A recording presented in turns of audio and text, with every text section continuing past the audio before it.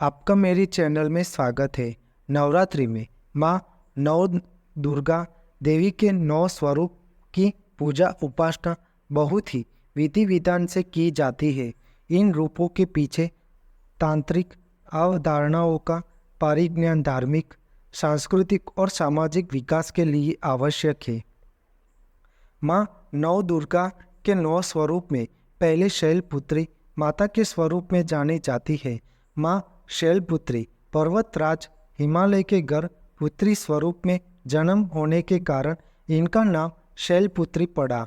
नवरात्रि पूजन में प्रथम दिवस माँ शैलपुत्री की पूजा और उपासना की जाती है। इस प्रथम दिन की उपासना में योगी अपने मन को मूलधारा चक्र में स्थित करते हैं। यहीं से उनकी योग साधना का प्रारंभ होता है। माँ शैलपुत्री का वाहन वृषभ है, इसलिए यह देवी वृषारूढ़ा के नाम से भी जानी जाती है।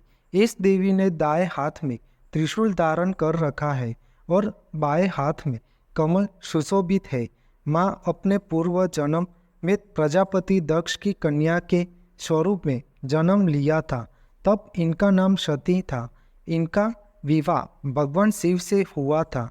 एक बार दक्ष प्रजापति ने एक बहुत बड़ा यज्ञ किया।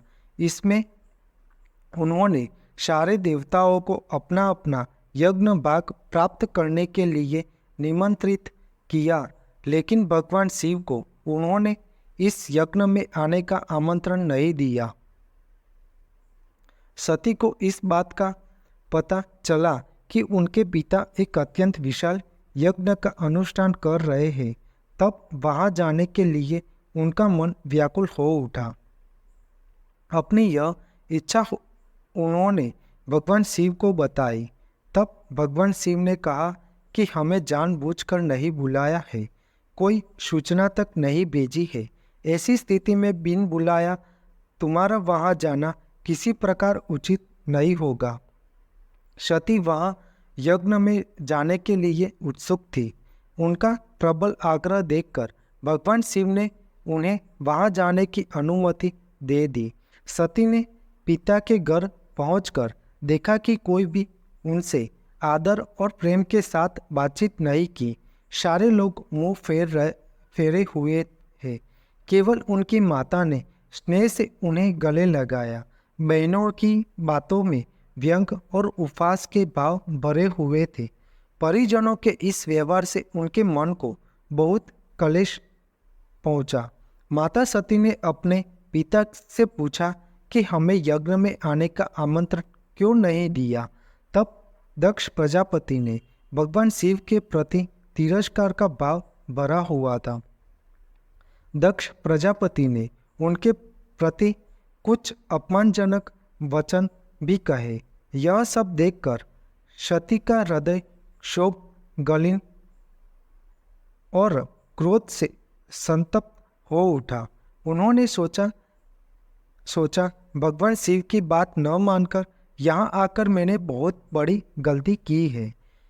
माता सती अपने भगवान शिव के इस अपमान को सह न सकी। उन्होंने अपने उस स्वरूप को तत्क्षण वही योगाग्नि द्वारा जलाकर भस्म कर दिया।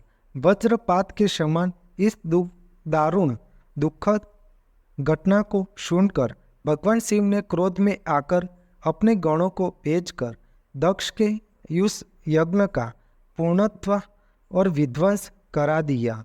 माता सती ने योगाग्नि द्वारा अपने शरीर को भस्म कर अगले जन्म में शैलराज हिमालय की पुत्री के रूप में जन्म लिया। इस बार वे शैलपुत्री नाम से विख्यात हुई। पार्वती हेमावती भी उन्हीं के नाम है। उपनिषद की एक कथा के अनुसार इन्हीं ने हेमावती स्वरूप से देवताओं का गर्व भंजन किया था। शैलपुत्री देवी का विवाह भी भगवान शिव से ही हुआ था। पूर्व जन्म की भांति इस जन्म में भी वे भगवान शिव की ही अर्धांगिनी बनी। माँ नौ दुर्गाओं में प्रथम माँ शैलपुत्री का महत्व और शक्तियाँ अनंत है। कथा के अनुसार देवी पार्वती भगवान शिव से विवाह करके सदा के लिए कैलाश पर्वत पर चली गई थी, लेकिन वो हर साल 9 दिन के लिए अपने मायके यानी पृथ्वी पर आती थी।